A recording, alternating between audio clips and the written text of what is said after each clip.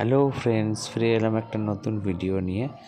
দেখো, আমরা অনুকূল ঠাকুরের দীক্ষিত। তো আমাদের অনুকূল ঠাকুরের 173তম জন্মোৎসব হয়েছিল নিউ টাউন মাঠের মধ্যে। তো সেখানে আমরা রোববারে সকালবেলা আমি আর মা সকাল সকাল গিয়ে উপস্থিত হয়েছিলাম। প্রথমে গিয়েই আমরা ঠাকুরকে দর্শন করে নিলাম। তো বিশাল জায়গা, এখানে নিউ টাউন ইউনিটেকের ওখানে আর কি এই অনুষ্ঠানটার আয়োজন করা হয়েছিল মন্দিরের তরফ থেকে। তো সবাই ওখানে উপস্থিত ছিলেন। তো আমরা ওখানটা শনিবারটা বেশ ভালোই সময় কাটিয়েছিলাম। তো দেখতেই পাচ্ছ এখানে মা হেঁটে হেঁটে যাচ্ছে যেখানে আর কি অনুষ্ঠানটা হচ্ছে।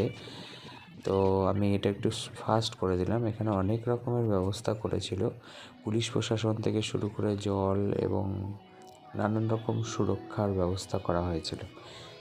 তো মা সকাল সকাল ওখানে গিয়ে সবার প্রথম আমাদের প্রিয় মায়েদের সাথে দেখা করলেন। আমি একটু হাই হ্যালো করে নিলাম।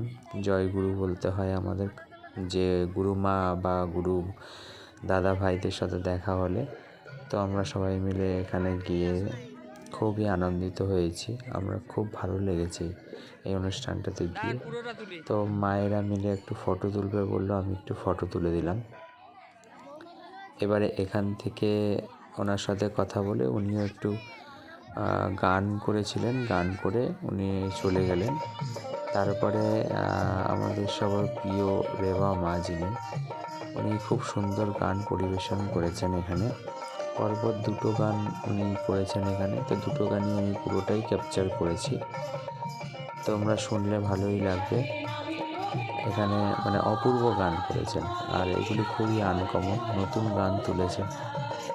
তো একটু শুনে নিন গানটা।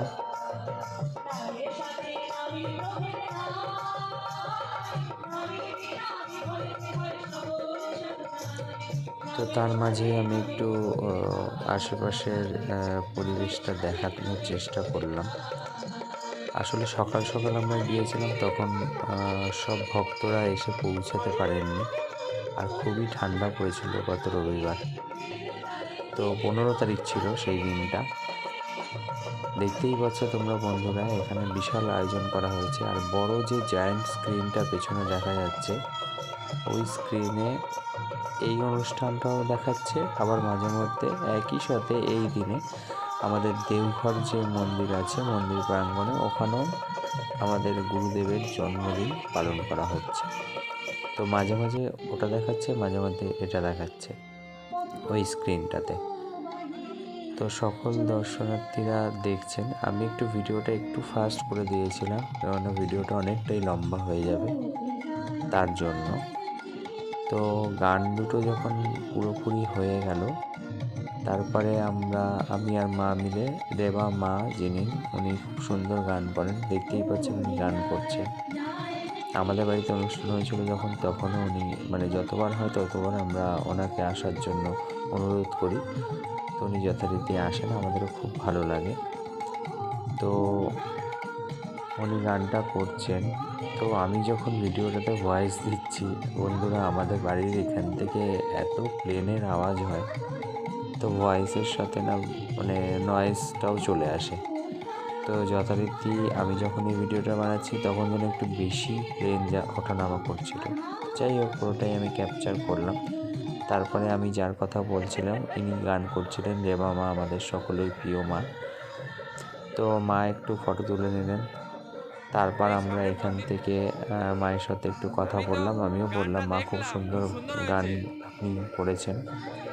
তারপর ওখান থেকে বেরিয়ে মা বলছিলেন এখানে অনেক রকম ব্যবস্থা করেছেন, যেমন ডাক্তার, চিকিৎসা, আইন, আমাদের সবই গুরু ভাইয়েরা, ওনারা এখানে ফ্রিতে ব্যবস্থা করে দেবেন। কেউ যদি চক্ষু দেখাতে যান, চক্ষু দেখাতে হচ্ছে আমার মা আর আমরা দুজনে একটু দাঁড়িয়ে ফটো তুললাম।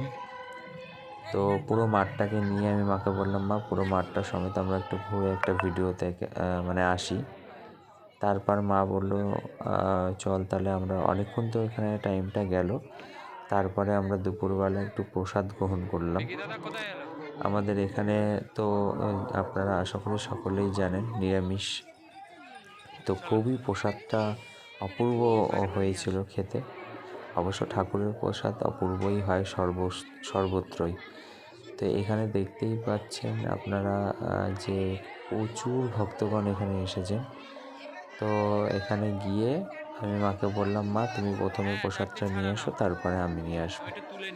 আর আমি ততক্ষণ মা ওদিকে প্রসাদ আনতে গিয়েছে, আর আমি সেই সময় সকল বন্ধুবান্ধব একটু ক্যামেরায় বন্দি করার চেষ্টা করেছি।